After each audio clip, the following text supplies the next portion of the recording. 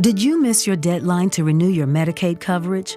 You can still send your completed annual review form to Healthy Connections Medicaid.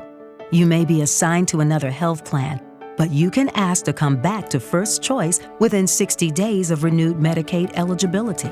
It's your family. It's your choice. First Choice is the right choice. Renew and choose us. Visit selecthealthofsc.com/renew to learn more. Mac, everyone always says, what's your favorite Mario game? But my question to you is, what is your favorite #Mario moment? Ooh, great question. Now, a little peek behind the curtain here, if you're new to the program. Goo and I were both born in the year 1989. Yes. So Mario was already a thing at that point. You actually, because you had older siblings, I was the oldest. Mm-hmm. I didn't grow up on the Super Nintendo. I did, yes. I wasn't really introduced to Mario until Game Boy and Nintendo 64. Yeah. So those are more my core memories. I think the first time I was like, not the first time I was proud of myself, but one of my early video game achievements that I felt like it was something worth like telling friends about was when I finally beat Super Mario 3 on Game Boy. That was fun because I was probably 7 years old, however old I was. Absolutely, yep. And then pretty much the whole N64 era. Mario Kart, Mario Tennis, Super Mario 64. I have logged so many hours in those 3 games. Now, Kart is more like no one plays Kart by themselves, so that's you can kind of toss that by the wayside. Super Mario 64, so many hours spent by yourself or watching a friend play, a friend watching you play. But Mario Tennis might be my actual favorite Mario game. Mario Tennis for N64. I'm an absolute menace in that game. Boo in singles, Waluigi in doubles. Those are probably my favorite Super Mario memories. Goo. Yeah.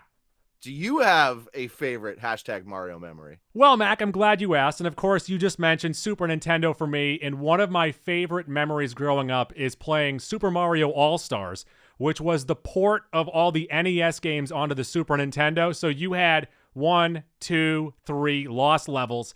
And you mentioned Mario 3. One of my favorite things ever as a kid is in World 3 of Super Mario 3, when you discover that there's a separate island with a bunch of toads there with like the free gimme stuff. Right. Blew my mind. Dynamite. Yes. Dynamite. Now, if I recall correctly, I obviously didn't know this in 92 or whenever it came out, but Mario 2, didn't they just copy over another game? Wasn't it originally another game? I'm glad you asked that. Like I just mentioned, Mario 1, 2, 3, and the Lost Levels was on that cartridge there for the Super Nintendo. The Lost Levels was the original Super Mario Brothers 2, which is just a harder version of Super Mario Brothers 1. It's too similar, though, so they said, we need something a bit different. So they took a game called Doki Doki Panic, put the Mario paint job on it, and called that Mario 2. There you go. We just learned you some knowledge on the program here today. So, Mac, also having to do with Mario, Nintendo in general, my favorite Nintendo moment of my life might be when I was, how old was I in December of 94? You would have been 5 years old. Okay. I was at my Nana's trailer park home, and she gave me a copy of Donkey Kong Country. An 8 Mile? And just reading the back and looking at the back where it's 100 levels of fun and you're looking at all this crazy artwork. It looks like nothing else you've ever played before. Seeing that, getting that for Christmas was awesome. And then playing it, I love Donkey Kong Country. Donkey Kong kill screen coming up.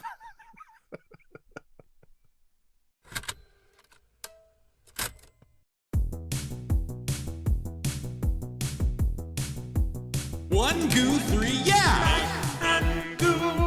Jaws 3, King of Queens, Meryl Streep, Entertainment. I'm Goo. And I'm Mac. And I have been looking forward to this episode for so long. A double feature, baby! Yeah, a little peek behind the curtain again. Double peeks so far early on here. I missed our original air screening a couple weeks ago. So you've basically been hounding me for 2 weeks telling me to go see it. Yes. I did. And then I missed the Mario screening because I apparently have a job, but did catch that on opening day. Goo, pretty full theater. Not gonna lie, a lot of kids Good. for a 1 o'clock showing. Love it. I think it was kids that were like borderline school age, so a lot of 5-year-olds in there. Very good showing for a Wednesday afternoon. One is a great movie. The other one is a great kids movie. Which movie are we going to talk about first? Off the top here, off the rip, let's get the one that's not as great out of the way. We will talk about the Super Mario Brothers movie first. Goo, this is a rated PG animated adventure and comedy with a runtime of 92 minutes, hour and 32 minutes, crisp. On Rotten Tomatoes, Goo, this has been a conversation on Twitter the last couple of days. 53% from the critics, those fucking snobs, 96% from the audience, and to echo the critics' point, a 46 on Metacritic, which is just bad. It's not good. Mac, I don't understand that. Usually, I don't really care for when you go after the critics. Sure. But I am sitting here telling you right now that what were you expecting from this movie? Were you looking for cinema? I don't. And now I will say it is of a certain age. Yes. So I feel like the people that don't like this movie, so 46% of the critics, whatever it is, 47%, have to be 70s kids or older. So sort of missed the Mario boom, missed the video game boom, more or less. But even at that, you should have an understanding going into a Super Mario movie that this is like for 8-year-olds. It's not for adults. Yeah. You and I will like things, and many other adults will like things because we were kids when this shit was first on the scene. But this is for 8 to 10-year-old kids. And for a movie that is for 8 to 10-year-olds, or even 4 to 10-year-olds, you know, like you just said, as a Nintendo kid, it gave you 90 minutes of Easter eggs, 90 minutes of fan service. And Mac, I've said this a million times. I'm a fan, and I like to be serviced. And I know that the argument on the critics' side, right, is they're evaluating everything in a vacuum. So none of those caveats don't matter to them. Mm-hmm. But what I'm saying, and I think what most regular people are saying, is it should matter. Yes. You have as a human being, you naturally have certain expectations going in to certain movies and shows and whatnot. A Super Mario movie, the expectations for a great story are low. The expectations for fun, Easter eggs that we saw when we were like shit like that, it's super high. But no one is going into this expecting a hell of a story. Also, you don't need super deep, complex stories for every single movie. Sometimes you just need a very weird, splintered story that isn't necessarily coherent, but it's bright, it's fun, and it moves fast. Speaking of that story, it was written by Matthew Fogel, who has a heck of a resume here. Does he go by McLovin as well? That was, what was his first name? McLovin's first name. It was something Fogel. It was something Fogel, and I'm blanking. Yeah. Oh, no. Who cares? Matthew Fogel wrote Big Mama's like father, like son. My favorite. Yeah, that's my favorite one. Third Big Mama movie. He wrote the Lego Movie 2, which was very successful. Minions: The Rise of Gru. Hold up. So he only writes sequels? Apparently, so far. But this was his first He's one. the sequel boy. Okay. Well, I gave him a chance here, and he I don't know if he knocked it out of the park, but he did well enough. Yeah. Upcoming, if you're interested in this type of thing, he is doing the Prince Charming movie. No. So that's something that will be coming out. This movie was directed by two fellas. Aaron Horvath, who did the Teen Titans Go, the series, and the movie. Teen Titans Go to the movies. He also was a writer on both of those things. And Michael Jelenic, who directed one episode of Teen Titans Go. That was his only directing experience prior to this movie, so obviously he must be one of Horvath's guys. He's actually written a bunch of DC animated stuff and is the writer on the upcoming Naruto movie. So if you liked something he did, maybe you're looking forward to that. Synopsis of this movie. The story of the Super Mario Brothers on their journey through the Mushroom Kingdom. That's all it is. There it is. Simple. That's all it is. This movie stars Chris Pratt as Mario, Anya Taylor-Joy as Princess Peach, and for some reason, I could not figure it out. I know she was doing press and whatnot. I couldn't figure out who the voice was during the movie, so that's probably a good thing.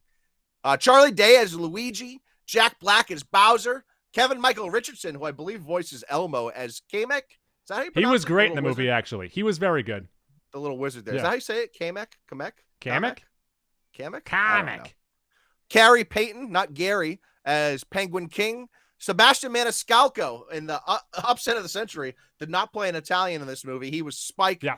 Keegan-Michael Key as Toad, Fred Armisen as Cranky Kong, and Seth Rogen as Donkey Kong. So, as I said in the spoiler-free little teaser that I did at the beginning of the week, my favorite voice out of all these was Fred Armisen, where I'm not sure if the character said anything funny, but the way that he said it made me laugh. Yeah, he was great as Cranky Kong. My favorite was actually Jack Black as Bowser, because there were hints of Jack Black in there, but he played a character. He got into character. He didn't just do Jack Black like Seth Rogen did for Donkey Kong. Mm-hmm. Like Donkey Kong is just Seth Rogen. Jack Black actually created a Bowser character for this voice. Now, Mac, I can finally say this. You know, we got Black Panther. We got Crazy Rich Asians. I finally have a movie that represents me. You're feeling very seen? I'm feeling seen. Did you see that dinner scene with his family? Right. That was just like every Sunday at my house. Now, Gil, I have questions. Yeah. And so they set Mario and Luigi in the real world as real human beings, and they still make them incredibly small. Now, I know there are some paisans out there that are pretty short. Mamma mia. They just straight up didn't explain why these two were so short. Do you need to? And also, they don't explain why they wear matching outfits, but they're not twins. They're plumbers. Okay. All right. Fair enough. That's actually not terrible. Also, let me just say this right now. If you're putting Italians in movies, play up the stereotypes as much as possible, because it gets a laugh out of me every single time. Yeah. Not me, not so much. I actually think Maniscalco's a terrible comedian, but that's just me. Well, I'm saying in movies, let's have a spaghetti. It's the spaghetti, yeah. Oh, Look, mushrooms, Ma. Why are you putting mushrooms in Sebastian my Maniscalco. pasta? Oh, come on, Ma. Goo. Yeah. Comparing this movie to some recent video game movies, and I'm probably missing a couple here, but the two that came to mind were the Sonic the Hedgehog movies and Detective Pikachu. Now, this is absolutely better than the first Sonic movie. That first Sonic movie is kind of You know what's weird is at the screening, someone nudged me twice and was like, "This is no Sonic." I'm like, what is happening right now? So there's a little bit of a distinguished, or not. That's not the word I'm looking for. Maybe A distinguished gentleman who loves himself some Sonic 1. So the issue with the Sonic movies, now Sonic 2 was much better than the first I one, agree. is they try to do adult humor in there in a kid's movie. And this movie doesn't try to do that at all. Now, Sonic 2 lands a great deal more of the adult humor than the first one did, but that movie is probably more geared for like a 12-year-old as opposed to this movie. They tried to middle it there. But I think I liked Sonic 2 a little more than this movie. So this movie feels like if Sonic 2 cut out all the James Marsden stuff and it was just the video game stuff. Yeah, but on the other side of that, Sonic 2 had a decent little story in there. A good enough story to kind of make it a better movie than this movie. But I would fully understand why someone would like this movie over Sonic 2. And then Detective Pikachu, which was another one that sort of middled it, not necessarily for a 5-year-old, but not really an adult movie. I definitely liked Detective Pikachu more, but that's my exact style. That was right up my alley. And again, I still could see how someone would like Super Mario over Detective Pikachu. But I would also argue that the end of the Detective Pikachu movie, like the last 20-ish minutes, is completely horrible. Like it's garbage. It's not great. It's not great. But both of those movies tried to give you real, adult-oriented stories mixed in with a kid's movie. This movie didn't do that at all, for better or worse. Now, I say for worse because I think that's why critics aren't really liking the movie. There's no legitimate story underneath it all.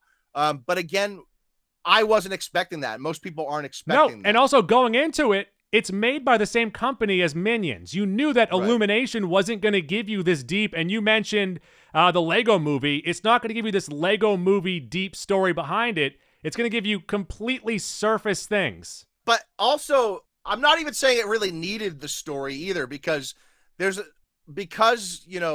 we grew up with Mario. There's enough Easter eggs and member berries in here to appease us, So they didn't really need adult jokes and adult themes because there's enough things already in there to appease us. And I feel like they made the right decision in doing that. Don't give me an adult-oriented story in a Super Mario's movie. And I think I agree with you completely. It's It's not exactly what I wanted, but I think this was the best way to go about it. Yeah, there really isn't much substance here. But I don't know what more to say than I didn't want substance in this movie. You know, like if they try to add substance to this movie, then I actually start to legitimately question why they don't explain how little they are, you know? But because they don't try to make it like a real film, I don't have to worry about that sort of stuff. Mm-hmm. And that's a distinguishment we can make as people reviewing this movie. We're not necessarily critics. We do, you know, criticize movies, review movies, but I think that's the distinguishment we can make when we're not, you know, these higher up guys writing for the fucking. We can say, oh, this never had a chance to be a film, so I'm not going to evaluate it as a film. And also, they never wanted it to be a film. They want it to make $1 billion, and it's gonna. Absolutely. And go on top of it all, the animation was amazing. Yeah. Great animation. Crisp, bright, fast-moving. Really like I said earlier, like a video game. Ooh. Because that's what this stuff is based on, you know? Cutscene. Oh, because those are usually better than the actual animation from the games. There you go. I got what you're saying here. Hey, Mac, how about we quickly go through the octagon with this flick? Let's do it. Fun factor, and I would say that from Jump Street, it gave me all the references that I wanted. Yeah, it was littered with fun throughout the way the movie opens, every little thing they did. It was nice that it wasn't completely straightforward. Yep. Like, I didn't expect Mario and Luigi to be actual plumbers in the real world. I thought we would probably open in a video game world. So that was a little bit of a minor twist at the beginning, but I liked it. I sort of liked everything they went for. Satisfactor, and I was satisfied by the references. Really, nothing from the story was like, oh, I'm super satisfied by that. But like getting certain things on the Kong Kingdom with like the Minecrafts, like those things, what are these things called? It's from Donkey Kong, and you're in the mine carts, and you're in the carts, and you're jumping from like rail to rail, and it was a perfect execution of what that was from the game. Yeah, and I liked like the 4 or 5 times where the camera went side scroll at certain points and like did homage to side scroll games. For me, I really liked seeing them dip into certain video game elements throughout, but I will fully admit this movie could have been more satisfying. I'm not sure how. Absolutely, it could have been. But I wasn't like fully satisfied. No, but also saying this as a 34-year-old, sure, but I think that all of these things here, everything in the octagon, hot dogs wise, if you ask a 10-year-old, it's all out of the park. Yeah, you're right, 100%. I didn't hear any crying kids while I was in there. And I also didn't hear kids talk the whole time, which means they're staring at the screen and enjoying what they're watching. Which then plays into the borometer. I don't think there's a chance for boring. No, it's tight. It's crisp. 90 minutes in and out. The pacing's really good. Oh, by the way, I also really liked the deep voice Toad. Yes, Keegan-Michael Key is Toad. No, the deep voice one. So not Keegan-Michael Key, but the other one who's like, Princess, we must go. Like the guards. Yeah. Yeah. He was good. Halloween. Will this movie go down over time? I mean, as someone who's going to see it over 100 times, I would assume so. But I also think this is going to hold a special place in my heart because it's going to be my son's first movie. He's super psyched to see it, and I'm super psyched to see it with him. Yeah, that's going to be an awesome experience, awesome memory. And to that point, sure, I'm sure this will wean a little bit for me, but I could also see my 6-year-old niece watching this every day for the next year. Yes. So. Aquator, is it better or worse than Aquaman? And for it being a true kids movie, I will say it's better. Yeah, it's definitely better. Pants Tent City. Excite Bike Mania. What got you going in this movie? I do think it lacks a real Pants Tent moment for me. I think it could have used I think they try to use the Tanuki Mario suit or the cat suit, those couple things as those moments. But I sort of like a Super Smash Brothers moment maybe would have been a Pants Tent for me. We get like Rainbow Road in here, which was kind of fun. But to me, it did lack a true Pants Tent moment. And also, I don't want to get too nerdy here, but for him to use that Tanuki suit as he did, he would need to run up to get that type of flying ability, or have him grab a pea. Have him grab one of those super wing peas. Sure. Yeah. Splitting hairs over here, you know? Max Credit Union. Who are you giving credit to? I think the animators do. I was truly impressed with the way that this movie looked. And there were a lot of colors and a lot of characters and a lot of different characters that they animated. I really liked it. For those of you tardy to the Mac and Goo party, we rate everything on a 40 hot dog rating basis. Mac, what do you think? simple enough here, Goo. To me, I knew what this was going to be going in. I knew it was going to be a fun popcorn movie, in and out.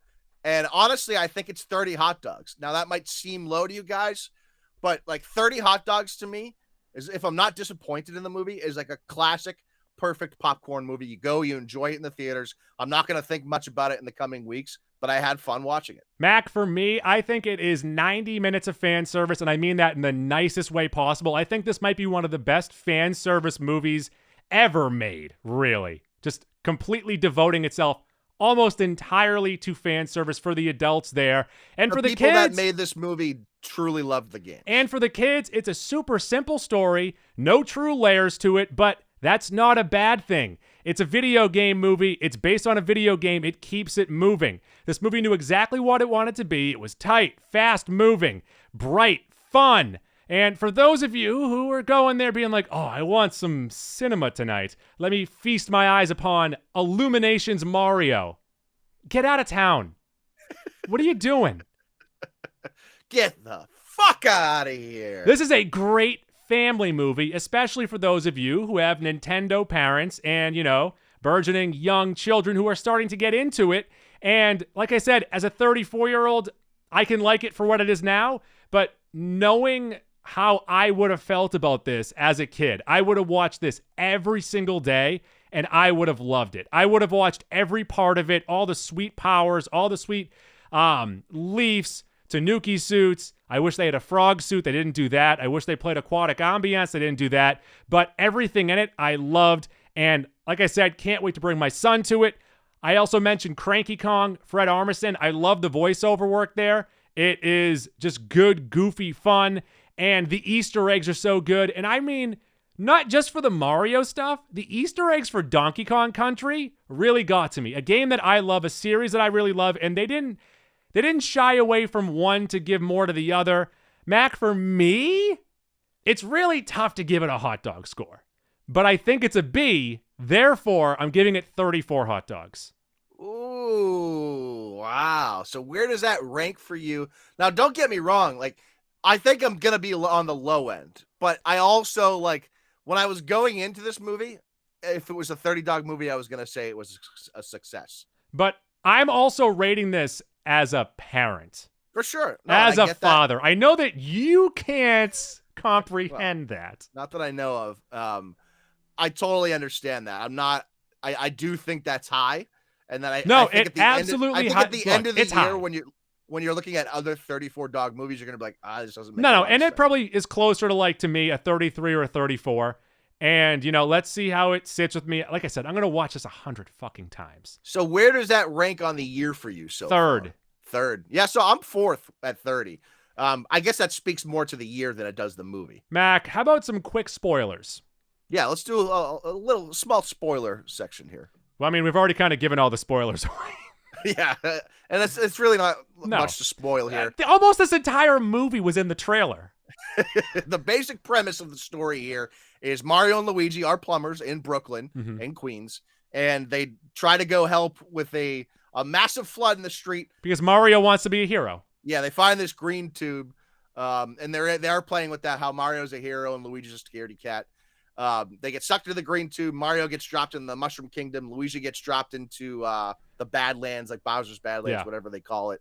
And so basically Mario wants to go rescue Luigi. He ends up meeting Toad, who introduces him to Princess Peach, who wants to go ask for the help of the Kongs to defeat Bowser. So they have a mutual interest here. And that sets us on the path. That's all we really need. I thought they did a good job. Like the Tanuki suit jokes. One person calls him a raccoon. One person calls him a bear. That's conversations we've been having for 30 years. That was a nice thing.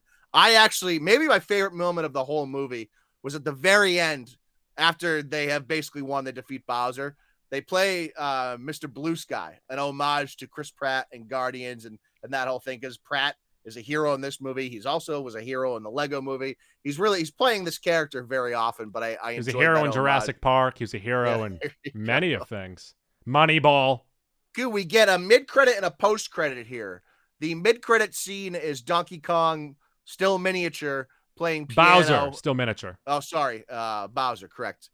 Also, there's a whole little weird love story in here where Bowser loves Princess Peach and wants to marry her. That was neither. No, but here nor that does play more into like the video game of Bowser always trying to kidnap Princess Peach. And what I liked about this is that it was not Mario trying to save Peach, it was trying to save his brother. Yep, I did like that. They did not make Peach a damsel in distress, which was nice. She was a Luigi badass was. fighter. Yeah, yeah.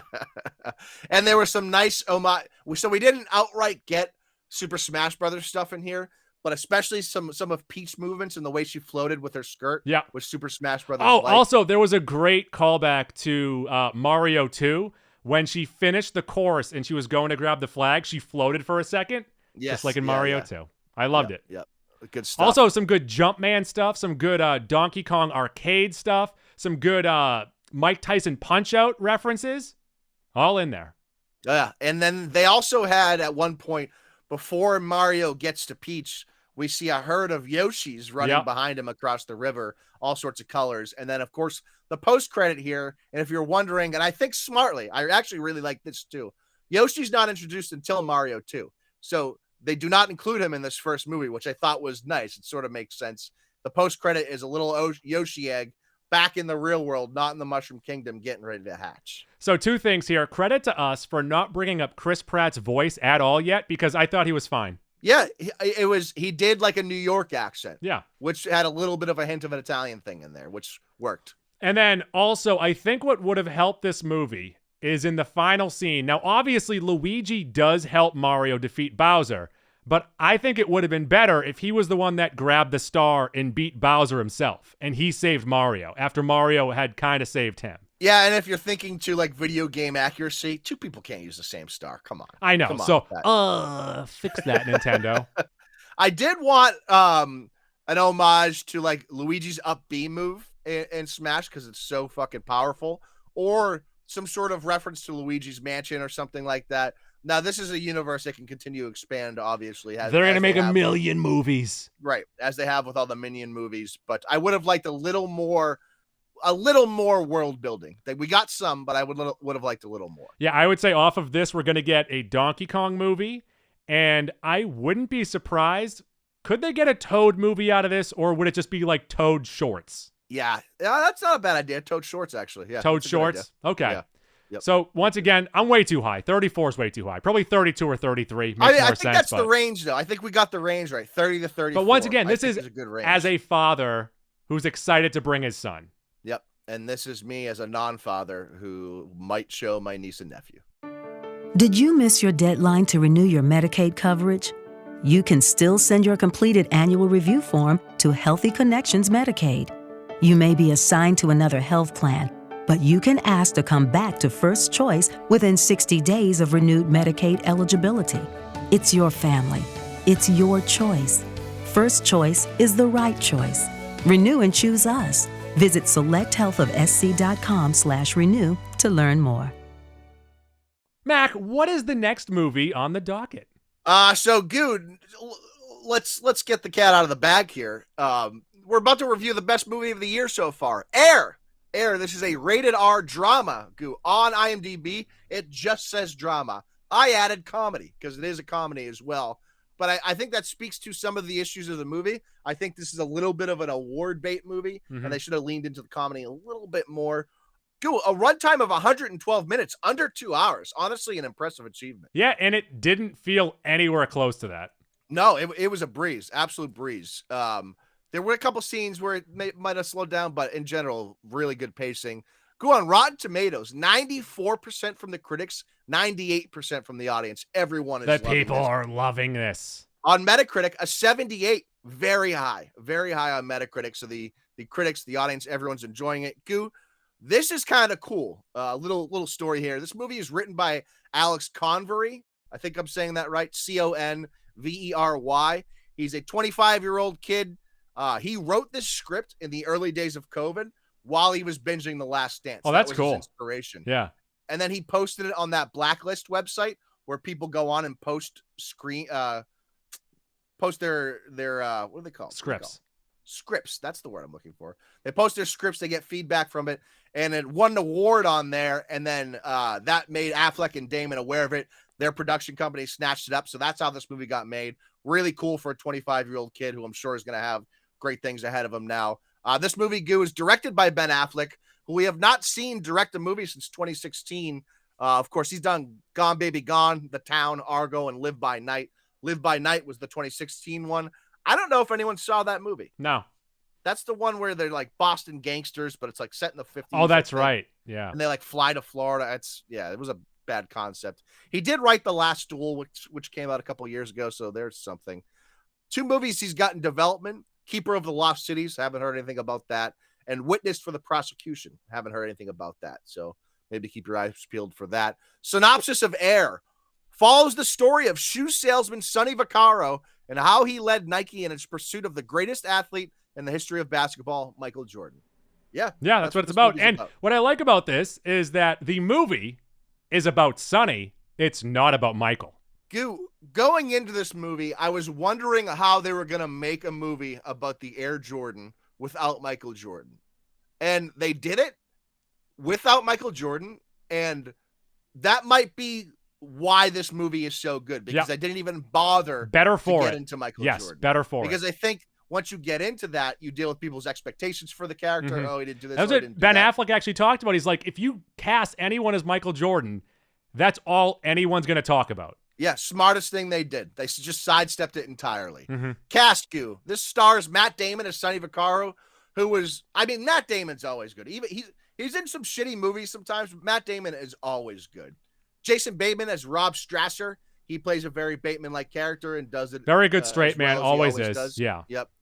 Ben Affleck is Phil Knight. Might have been the weak point of the movie, but he's also supposed to be an obtuse character, so it sort of might works. have just been the big man who's picking up the rebounds, but can't always put the points back up. Yeah, there you go. Chris Messina as David Falk was unbelievable. He was unreal. Dude, he was out there just throwing up alleys, and Damon was slamming down oops. Viola Davis as Dolores Jordan, Michael's mother. Behind the back passes all over the place.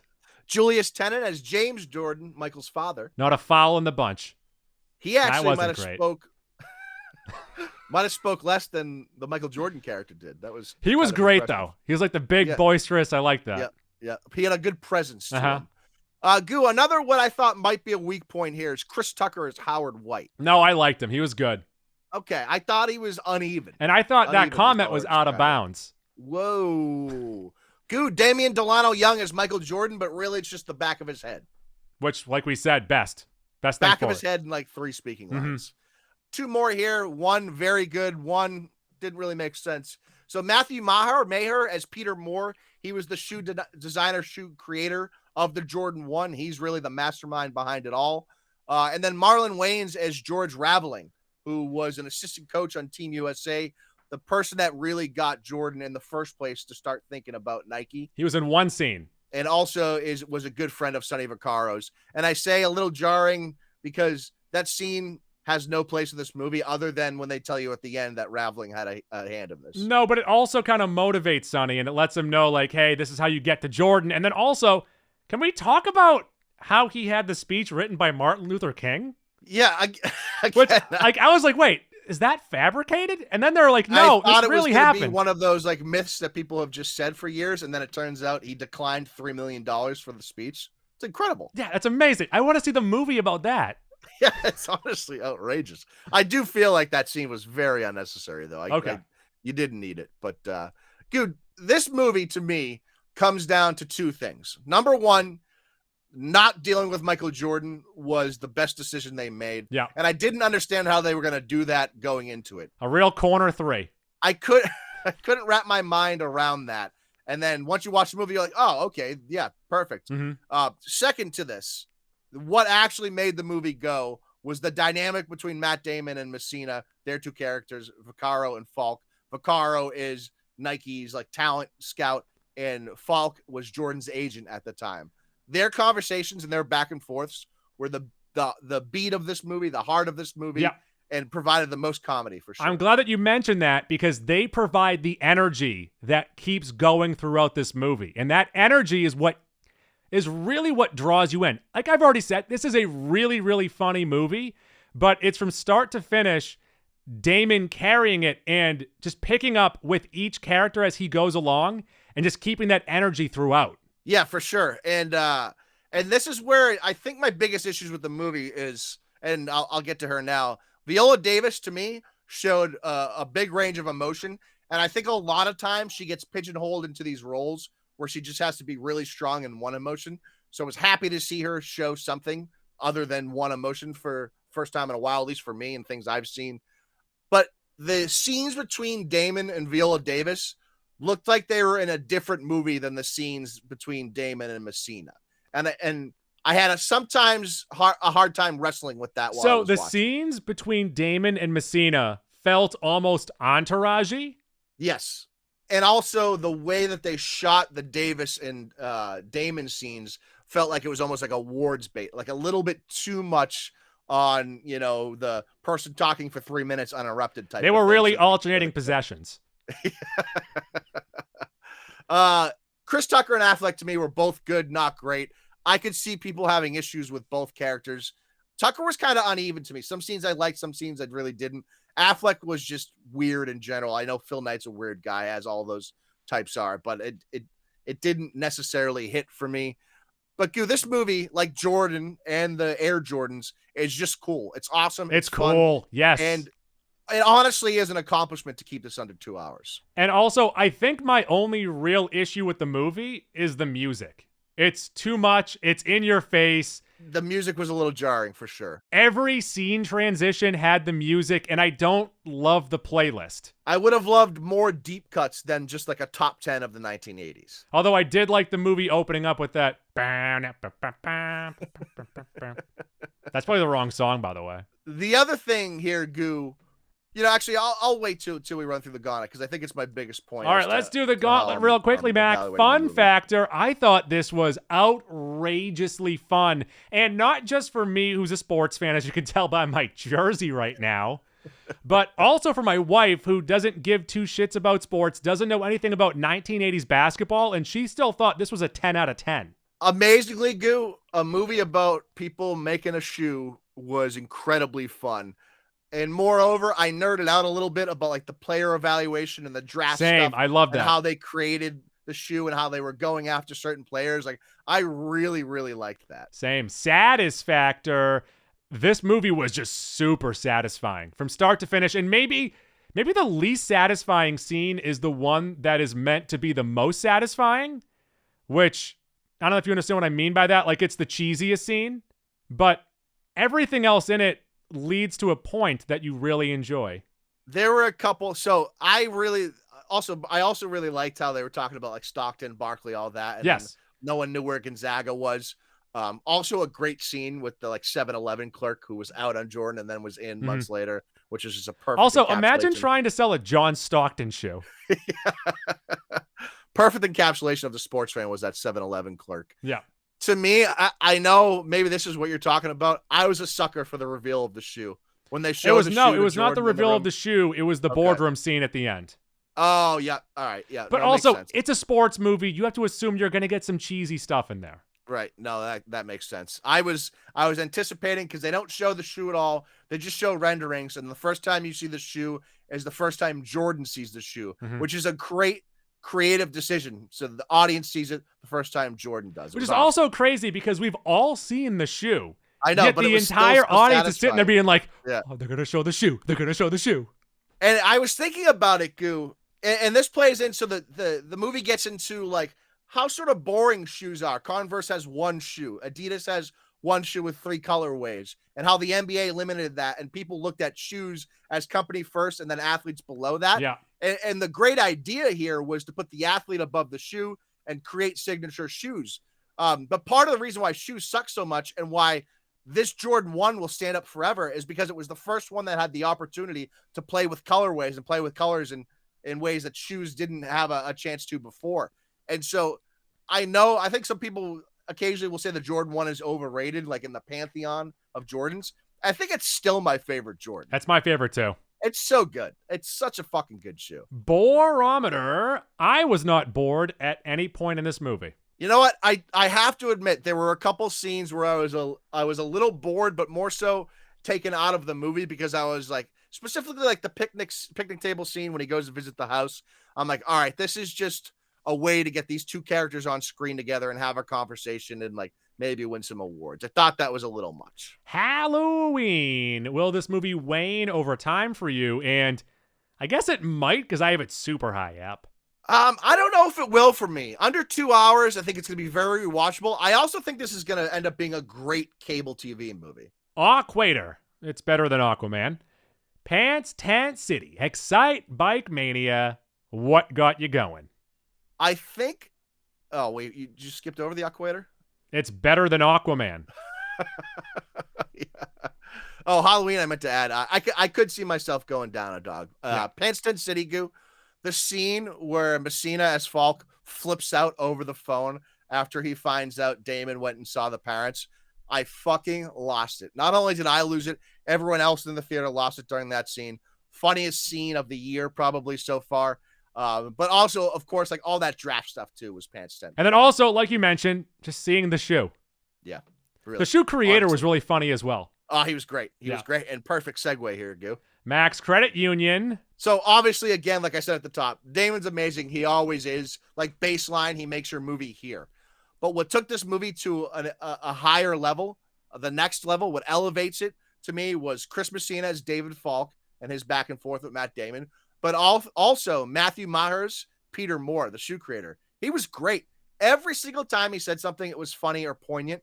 And when they have that sit-down meeting with Jordan, they reveal the shoe, and Vaccaro gives a speech about how no one's going to remember anyone else in here besides Jordan. At the end, he's like, no one's going to remember us? Yeah, that was Killed good. me. It was really good. For those of you tardy to the Mac and Goo party, we rate everything on a 40 hot dog basis. Mac, I'll let you go first again. Opening tip to you.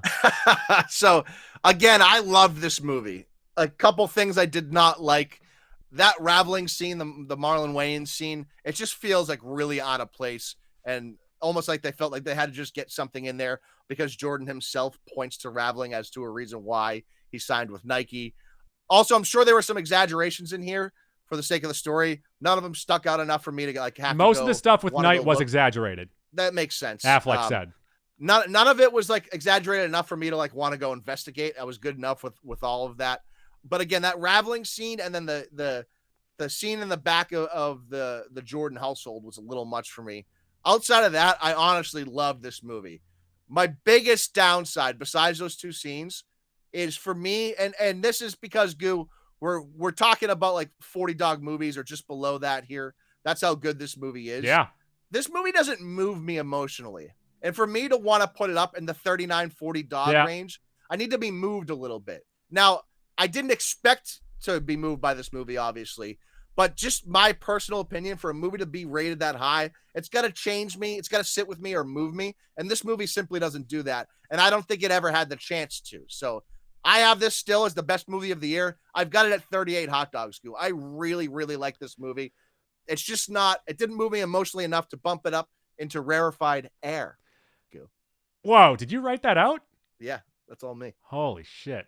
Mac, this movie is not groundbreaking, but in it does everything well. There is great acting, amazing energy. It is funny as hell. It's a tight story. It knew what to focus on in the story. Those characters are so fun, and they're so fun to root for. It is sportsy enough for those of us who know 1980s basketball jargon, but not overly done to ostracize the general public, the mainstream public, the people that don't know about that. So you get some good jokes there that maybe you're getting, but other people aren't. But, you know, you don't feel left out. It's not a huge deal. They did a great job poking fun at Nike for most of this movie. And really the big downside for me, and it slaps you in the face constantly, is the music. I really did not like the music in this movie. Yeah, it wasn't good. And it's a lot. It's a lot. I don't think I disliked it. I was sort of Mets and Mets on it. It was the middle for me. It definitely wasn't strong, though. That's for sure. Mac, for me as well, 38 hot dogs. Yeah, that makes sense, Goo. Because I think you sort of agree with what I'm saying there. Like, to get higher than that, it's got to be something that, like, wowed me, jaw-dropping, or moves me emotionally. Yeah, like Jojo Rabbit, Uncut Gems. It doesn't quite have that same feeling there, but I want to talk about this movie with other people, and I think what also brings it up for me is that I am so craved for comedy. I am so craved for movies to make me laugh. And this movie did it in spades throughout the entire thing. But the best part about the comedy in this movie, and it's not even listed as a comedy, so this will sort of tell you why, is they don't go out of their way to make you laugh. It's all contextual. It's all part of conversations and things that are happening in that time and place. So that's honestly the best kind of comedy. It's short of a Borat, of course. But comedy just being a part of the story is always the best.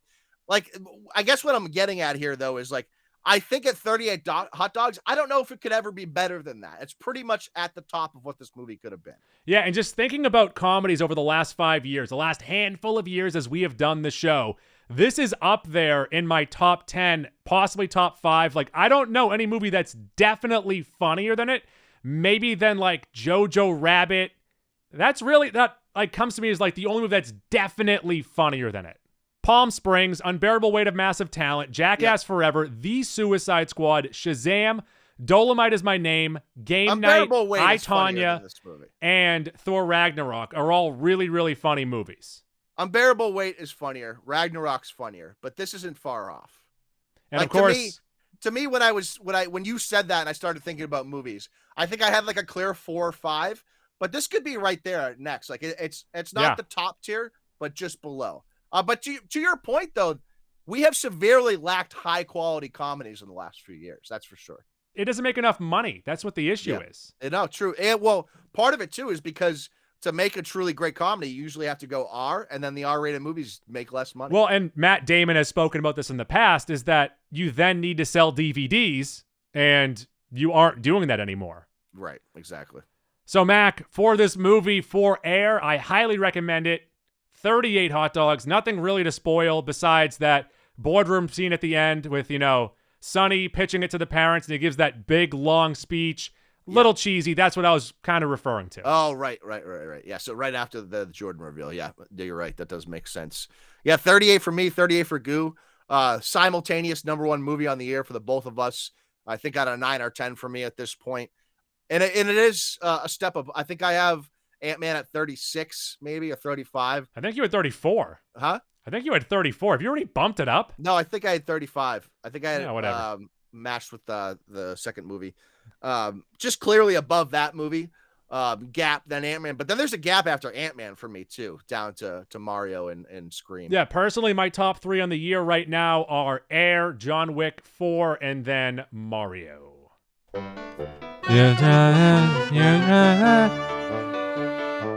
Let's get into Maxac. And Maxac could be anything it could be about. And this week, just another quick reminder. This next week, April 12th, speaking of Ben Affleck and Matt Damon, Boston movie trivia. Heyo. Yeah. Idle Wednesday, Hands. April 12th, 7 p.m. Idle Hands in Malden, Massachusetts, 89 Commercial Street. I'm actually kind of excited to do this because I hate The Departed, and I know 90% of the audience there is going to love it. So I will purposely be creating a couple questions just to piss people off. All right, Mac, where can the people find us? You can find us on Twitter and on Instagram at Mac and Goo Podcast. Every other platform, we are Mac & Goo. It's Mac Shift 7 Goo. That includes Facebook, Stitcher, TuneIn, CastBox, Spreaker, Google Play, iHeartRadio. We're on Spotify, but more importantly, we're on Apple Podcasts. Rate, review, subscribe, 5 stars. If you do that, we'll get you a free Mac and Goo t-shirt from the folks over at Watertown Sportswear. That's Watertown Sportswear on 34 Auburn Street, Watertown, Massachusetts. WatertownSportswear.com. Expert screen printing and embroidery. Merch from TeePublic. Go buy that. We'll be back next week with a dump earlier in the week, and then I don't think we have any movies coming up right now, but there are some in the near future. Oh, Goo. What? By the way. What? Did you watch The Mandalorian this week? I need to catch up. Dude, this show stinks.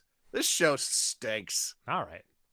It's bad. All right. Take it down a notch. Tuesdays are Goose Days. I abuse kangaroos. Bye. Now it's time for girls jumping on trampolines.